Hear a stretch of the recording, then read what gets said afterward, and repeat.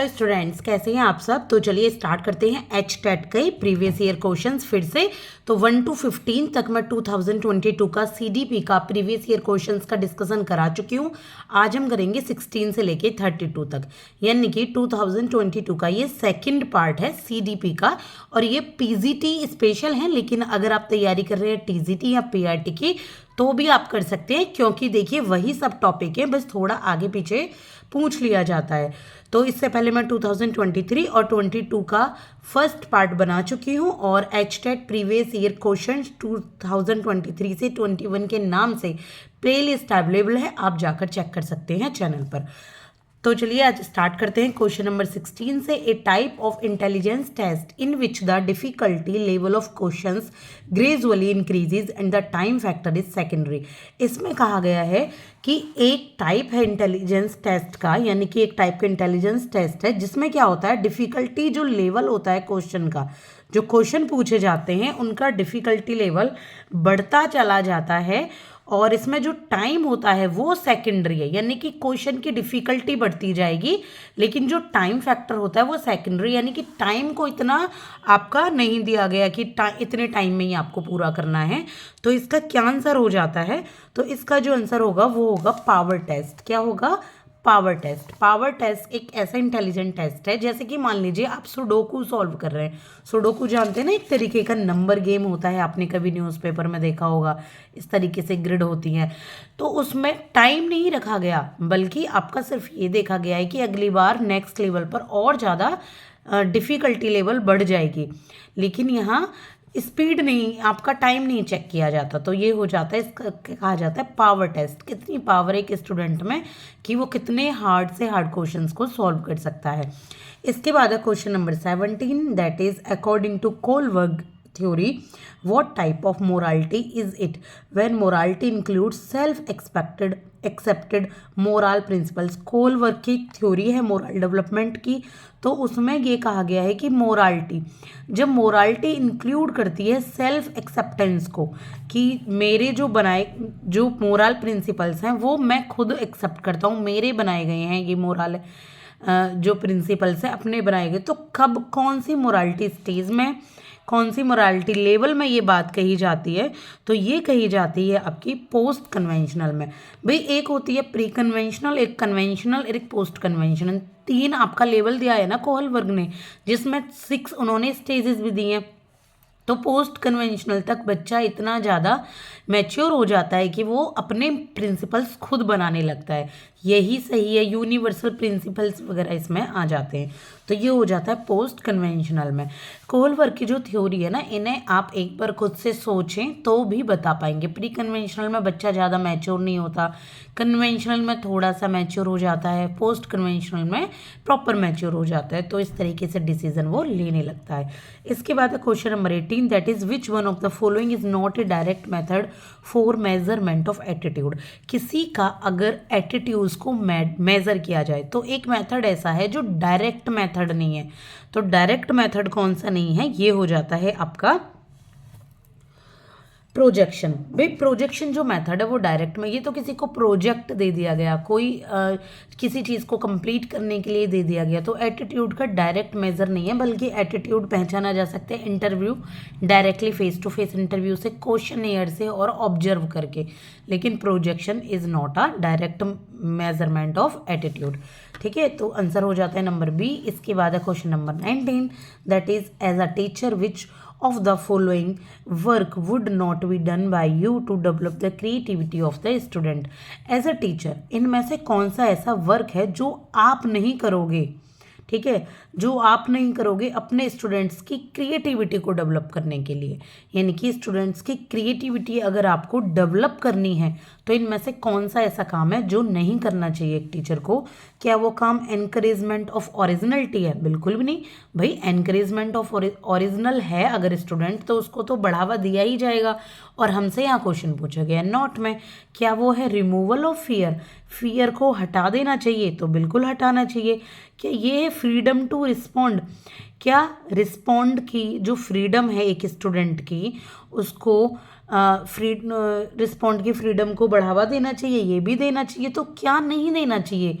जो टीचर है उसको डाइवर्जेंट जो थिंकिंग होती है, यानी कि जो क्रिएटिव थिंकिंग होती है एक स्टूडेंट की, उसको अवॉइड करना चाहिए। यहाँ ये लिखा है बल्कि नहीं करना चाहिए। तो आंसर इज दिस इज, क्योंकि हमें नॉट वाला आंसर चाहिए जो कि गलत हो। तो आ गया होगा आपको समझ में। इसके बाद है question number 20, that is according to Piaget's cognitive theory, the basic unit of the cognitive structure that helps in the implementation of cognitive behavior is termed as। पियाजे ने थ्योरी दी है कॉग्निटिव डेवलपमेंट थ्योरी, सभी लोग जानते हैं। तो basic unit उन्होंने cognitive structure को बताया, यानी कि दिमाग के स्ट्रक्चर को बताया, जो कि हेल्प करता है हमारे कॉग्निटिव बिहेवियर, यानी कि जो भी आपका संज्ञानात्मक व्यवहार होता है उसको इम्प्लीमेंट करने के लिए। कि जैसे जैसे आपका कॉग्निटिव स्ट्रक्चर होगा, आपके दिमाग, आपका जो संज्ञानात्मक जो बनावट है, तो ऐसे ही आपका व्यवहार होगा। तो इस टर्म को क्या कहा जाता है यहाँ पर, तो इस टर्म को जो नाम दिया गया, ये दिया गया स्कीमा। ये स्कीमा क्या होते हैं, ये हमारे दिमाग में ऑलरेडी होते हैं। ये दिमाग की संरचना होती है, उसके अकॉर्डिंग ही लोग व्यवहार करते हैं, जितनी उसके अकॉर्डिंग नॉलेज होती है। तो ये स्कीमा होता है। इसके बाद है hunger and thirst is what type of motive. Hunger और थर्स्ट, जब किसी को प्यास लगी है, भूख लगी है, तो वो कैसा मोटिव है, कैसी आपकी मोटिव की हिंदी क्या है, वो आप एक बार सर्च कर लेना, क्योंकि मैं इंग्लिश मीडियम से पढ़ा रही हूँ यहाँ पर, वैसे आप समझ जाएंगे। तो मोटिव में जो हंगर और थर्स्ट हैं वो हो जाते हैं इंटरेस्टिंग। भाई अंदर से ही तो लगती है भूख प्यास, कोई बाहर से तो लगती नहीं, कोई एक्वायर्ड भी नहीं है, ना ही ये सोशल है। तो ये इंटरेस्टिंग मोटिव हो जाते हैं। इसके बाद है 22, when an adolescent is unable to show anger to his parents then he shows anger to his younger brother. ये आपने बहुत जगह देखा होगा कि एक एडोलेसेंट नहीं, यानी कि कोई टीनेजर है, वो एंगर अपने पेरेंट्स को तो दिखा नहीं सकता, क्योंकि पेरेंट्स पे इज्जत की जाती है, एक डर भी होता है। तो टीनेजर को, तो वो क्या करता है, उस एंगर को अपने छोटे बहन भाई पर दिखाता है। ये बहुत सारी जगह होता है, बहुत लोगों में भी होता है ये चीज़, कि जिसको दिखाना चाहिए एंगर नहीं दिखा पाते, लेकिन जो पर्सन उनके नीचे होता है उनको दिखाते हैं। तो इस डिफेंस मैकेनिज्म को क्या कहा जाता है, ठीक है। तो इसको क्या कहा जाता है, इसको क्या कहा जाता है यहाँ पे प्रोजेक्शन। क्या कहा जाता है, प्रोजेक्शन। इसके बाद है which of the following is not a general characteristics of adolescent period. इनमें से कौन सा एडोलेसेंट पीरियड का एक जनरल करेक्टरिस्टिक्स नहीं है। एडोलेसेंट पीरियड कौन सा होता है, जो आपका टीनेज ग्रुप है, और बहुत ज़्यादा इंपॉर्टेंट है ये पीरियड, इससे रिलेटेड क्वेश्चन आते ही आते हैं एग्जाम में। तो इसमें कहा गया कि जनरल करेक्टरिस्टिक्स नहीं है, कि आप प्यूबर्टी का तो थ्रीशोल्ड है ही, देखिए यहाँ तो प्यूबर्टी होती है, सर्च ऑफ आइडेंटिटी भी होता है, ये ट्रांजिशन पीरियड भी होता है, बिल्कुल चेंज हो जाता है ना सब कुछ इसमें। तो ये कहा गया it is a period of unrealism. देखिए आइडेंटिटी की सर्च तो करेगा ही यहाँ पर, कि मैं क्या हूँ, क्या कर रहा हूँ, और प्यूबर्टी की भी यहाँ पर क्या की जाती है, प्यूबर्टी का टाइम भी होता है, एक ट्रांजिशनल पीरियड भी आ जाता है। और इसमें जो है अनरियलिज्म, वैसे आपको बता दूं आंसर कीज जो इसकी आई हुई हैं उसमें यहाँ पर स्टार मार्क है, यानी कि कोई भी आंसर नहीं दिया गया। लेकिन अगर हम देखें तो थोड़ा बहुत ना जो आंसर बन रहा है वो यही है कि अनरियलिज्म की दुनिया है, बिल्कुल रियल दुनिया नहीं है ये, ठीक है। तो ऐसा भी नहीं है, देखिए थोड़ा बहुत तो रियल दुनिया में रहते ही हैं, ऐसा थोड़ी ना कि हर समय सपनों में रहते हैं। तो यही इसका आंसर बैठता है, बाकी तो और कोई इसमें नहीं है, ठीक है। इसके बाद है question number 24, that is which one of the following is not a part of Bronfenbrenner's ecological system theory. कि इनमें से कौन सा ऐसा सिस्टम है जो ब्रोन-फेन-ब्रेनर्स के इकोलॉजिकल सिस्टम थ्योरी का पार्ट नहीं है। ब्रोन-फेन-ब्रेनर ने एक इकोलॉजिकल सिस्टम थ्योरी दी है, उसका पार्ट जो थ्योरी नहीं है, तो ये है आपका नंबर सी माइनर सिस्टम, ठीक है। उन्होंने माइक्रो मैक्रो मीसो सिस्टम दिया है, माइनर सिस्टम नहीं दिया। मैं आपसे कहूँगी कि आप एक बार इस थ्योरी को पढ़कर जाएं, क्योंकि अगर एक क्वेश्चन यहाँ आया है 2022 में तो आगे भी आ सकता है। इसके बाद है which of the following pair of communication skill is correct for receiving the information. अगर इंफॉर्मेशन रिसीव करने की बात हो रही है, ये मोस्टली जो क्वेश्चन है ये आपका इंग्लिश पेडागोजी का है, तो लेकिन ये यहाँ पर आ सकता है CDP में। तो वो आप रिसीव इंफॉर्मेशन क्या किससे करेंगे, लिसनिंग और राइटिंग से। जब आप लिखते हैं और जब आप सुनते हैं क्या उससे आप रिसीव कर रहे हैं, नहीं, राइटिंग से तो रिसीव नहीं बल्कि आप गिविंग कर रहे हैं इन्फॉर्मेशन। स्पीकिंग से भी गिविंग करते हैं, हाँ रीडिंग से ज़रूर आप रिसीव करते हैं, लिसनिंग से और रीडिंग, हाँ बिल्कुल यही आंसर आपका सही है, लिसनिंग एंड रीडिंग। सुनना और पढ़ना दोनों से ही तो इन्फॉर्मेशन रिसीव की जा रही है, तो ये आपका हो जाता है करेक्ट आंसर। इसके बाद है according to Maslow's need hierarchical theory esteem needs are which type of need. भाई मैस्लो ने एक हायरार्किकल थ्योरी दी है जिसमें उसने बताया कि पहले ये नीड्स होती हैं, साइकोलॉजिकल, फिजियोलॉजिकल, फिर साइकोलॉजिकल, फिर सोशल, फिर सेल्फ एस्टीम। तो कौन सी सेल्फ एस्टीम जो नीड्स हैं, एस्टीम नीड्स को उन्होंने कहा है, तो ये हो जाता है आपका सोशल नीड्स। सोशल नीड्स को ही एस्टीम नीड कहा जाता है यहाँ पर, ठीक है। इसके बाद है आपका question number 27, that is according to the moral development theory of पियाजे adolescent period is. Moral development theory दी है पियाजे ने, पहले भी एक क्वेश्चन पियाजे के ऊपर आ चुका है। अब देखिए दूसरा क्वेश्चन यहाँ तैयार है, तो इसमें पूछा गया है कि एडोलेसेंट पीरियड को पियाजे ने क्या कहा है। तो एडोलेसेंट पीरियड में पियाजे ने कहा है स्टेज ऑफ ऑटोनॉमस मोरालिटी।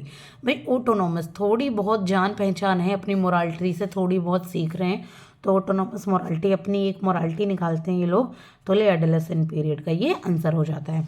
इसके बाद है a horse can be brought near water but can not be force to drink. ये जो स्टेटमेंट है ये थॉर्नडाइक के किस लॉ को दर्शाती है कि एक हॉर्स को पानी के पास तो लाया जा सकता है लेकिन उसको फोर्स नहीं किया जा सकता कि वो पानी पिए। तो ये कौन सा लॉ है, तो ये जो लॉ है इसका नाम है लॉ ऑफ रेडीनेस, तैयार मतलब नियम, कि हॉर्स को पानी के पास लाए लेकिन उसे तैयार नहीं किया जा सकता, रेडी नहीं किया जा सकता पानी पीने के लिए, तो that is called law of readiness. इसके बाद emotional intelligence may be defined as the capacity to reason with emotion in 4 areas, to perceive emotion, to integrate it in thought, to understand it and to manage it. इसमें कहा गया है कि जो emotional intelligence है उसको define किया गया है कि एक कैपेसिटी है जिसमें 4 एरियाज होते हैं इमोशंस के, to perceive emotions, to integrate it यानी कि इमोशंस को समझना, इसके साथ मिलना, ठीक है, और इसको अंडरस्टैंड करना और मैनेज करना। तो ये इमोशनल इंटेलिजेंस की जो किसने दी है डेफिनेशन, तो ये दी है मेयर एंड पीटर सैलोवी ने।